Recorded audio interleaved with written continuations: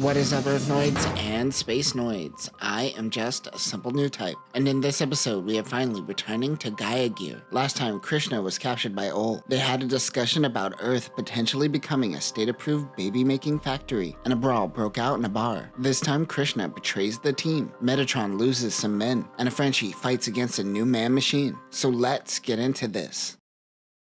Ol lands on Bushing Nug. He recognizes that the larger an organization grows, the more is needed to maintain it. This is where bureaucratic bloat comes from, and people trying to justify keeping the cog in the machine going. Maha is no different than the Federation before them. Krishna reports back after the incident and tells them that something may have landed in the northern pastures. She mentions that Ol is cold and predatory. She realizes that she may have to fight her old comrades, Madras and Joe. The feeling just dawns on her. This is all because Affranche Char gave Miranda more attention. I'm getting Requa vibes from Krishna. Kieran's unit touches down on Air Force One. Once everyone is on board, Madras takes off. Ray and Sace are in flanking position. Durant tells Krishna to give Ol covering fire, or he may put a bullet in her back. He opens up the comms to leak the enemy's location. Ray and Sace move in on the Bushing Nug. The two picked up the comms. They're mad that Krishna betrayed them. Sace and Ray deploy sand barrels. The second Hathaway movie that just came out is the first time we get a visual on what sand barrels look like. Two Durchatis move upward. Ray uses her Vulcans and takes one out, but she gives away her position. Ol moves in on Ray at low altitudes. Sace fires a volley of missiles and regrets it. It gives away his position, and Ol moves in. Ol uses his Brahm Textures beam saber and kills Sace. Kieran Mead enters into the combat zone. Ol unleashes sand barrels. He tries to trick Kieran, but he is skilled and sees right through him. He then unleashes his funnels. Kieran is skilled, but he is no match for funnels and is vaporized.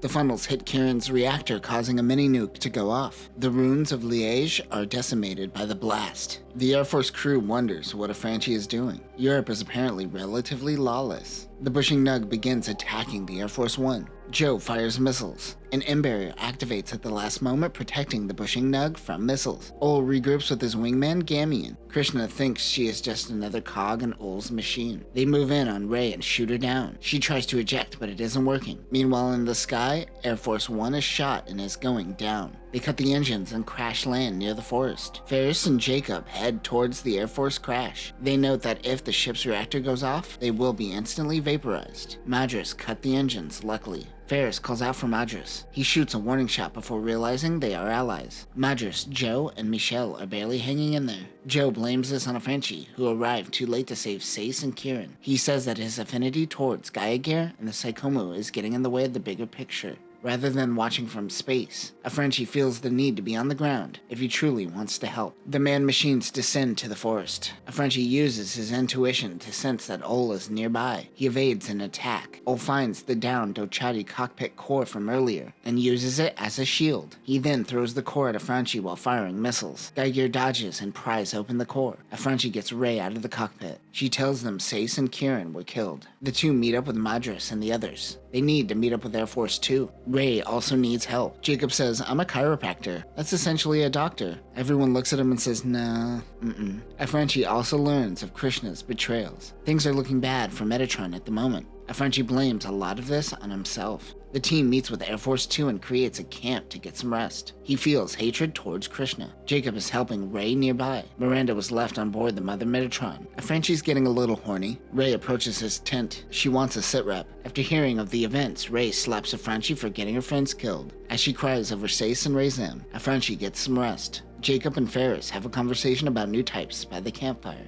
The team discusses battle tactics. Affranche wants to bombard Maha and Nouveau Paris. This will cause excess damage, and Ferris and Michelle don't like the idea. Madras thinks that Kieran and Sace's death would be for nothing if they went with this approach. Affranche thinks this is necessary, however. They confirm with Mother Metatron. Air Force 3 will serve as a second wave after the bombardment. Affranche tells Ferris and her people to get back behind the blast zone. He wants her people to also help retrieve any downed pilots. There is some sexy stuff happening between Madras and Ferris. Affranche wonders what's Krishna's plan. He thinks about being a clone of Char, but living life with Gabasu and Everly Keys is what makes him who he is. He is snapped back to reality when Air Force 3 arrives. Miranda is on the ship. She lets Affranche know that the admirals aren't exactly supporting his bombardment plan, so they plan on surrendering Mother Metatron to the Federation. They are also only receiving 1 Jochati instead of 3 like they asked for. He still intends to go through with the mission knowing this intel. However, he doesn't tell Madras, who is a Metatron loyalist. On the Bushing Nug, Krishna thinks that Metatron will use missiles on their next attack. They make their way to Nouveau Paris.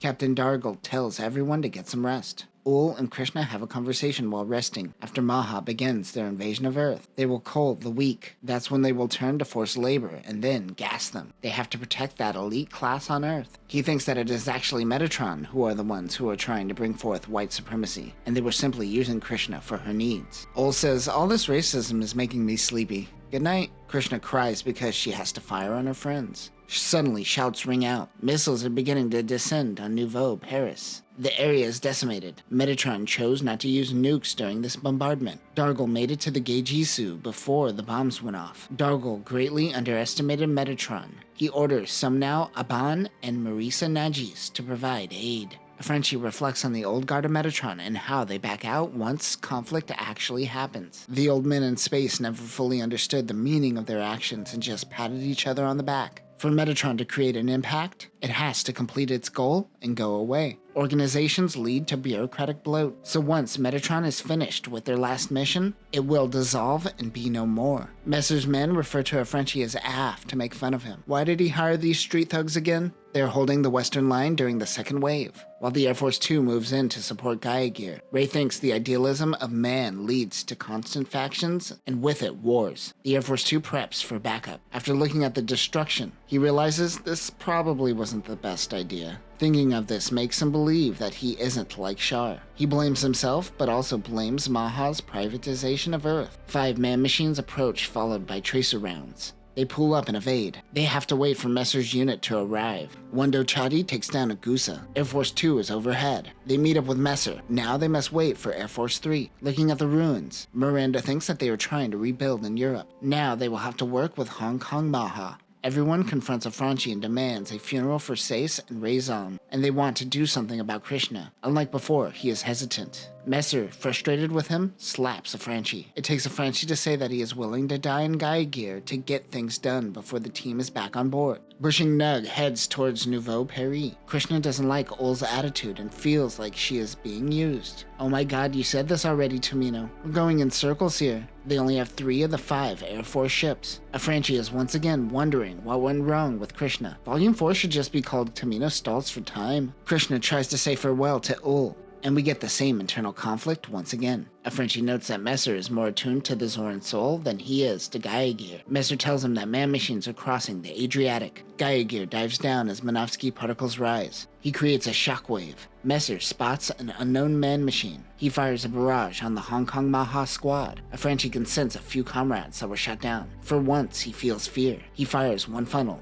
then a second, and gets a direct hit on the enemy man-machine. Affranche is fighting against Zhang Wenfu and his squad of Gids Geese. You know Gaia gear has the most metal mobile suits, but then their names make you go, eh. The Gids Geese is a high-performance man-machine developed for the Manhunters. It is implied that this is a descendant of the O. This uses both heavy-use weapons and Newtype weapons. The unit was intended to be mass-produced. This has the special cycle reactor, which is a type of eye field that can reabsorb beam energy, allowing for rapid recharge. It also has the M barrier like the Zorn Soul. Weapons include the beam launcher, a pair of beam sabers, a beam cannon linked to the cycle reactor, sand barrels, barrel missiles, and funnels. Jiang Wenfu deploys its funnels on Gaia gear. Affranche dodges, so Jiang tells his men to pull back. One of his men is killed by Affranche. He thinks Dargle is careless for not giving him proper intel. The Gids Geese use sand barrels and get out of there. Affranche thinks, I wonder what gender that pilot was. That was your first thought? Messer's Zorn Soul is pretty beat up. He looks at a piece of scrap from the Gids Geese and finds the name of the man-machine from the manufacturer data. If the Manhunters made this, that means their manufacturing capabilities on Earth is greater than they thought. They are hoping to get new units as they don't have any extra Zorn Soul parts. It might be time for Messer to part with his man-machine. Zhang Wenfu does a mock battle. There is some tension between the Hong Kong Maha team and Dargle. Dargle thinks, Orientals, am I right? Ol's Brahm Texter is getting an upgrade. Jiang is eager to fight against the Gaia Gear once again. Dargo plans on luring old Federation families who are illegals and rounding them up. The plans for an independent Earth nation is in effect. And that will conclude Gaia Gear Volume 4. Tomino really didn't have a strong focus in this novel. Metatron lost many men, but the novel doesn't want to focus on the emotional downfall of the organization, and would rather babble about genders. This might be Tomino at his worst. That being said, once the plot focused at the end of the novel, I was once again engaged, and I'm hoping the final novel will be the same. Next time we will begin Volume 5. Messer fights against Ol and the Brahm Texter. Joe looks for Krishna, and they learn that Maha is hanging out in Munich. But that will do it for now, Newtypes. Remember, Krishna is really conflicted about Ol. I know this because the novel told me so many times. Peace.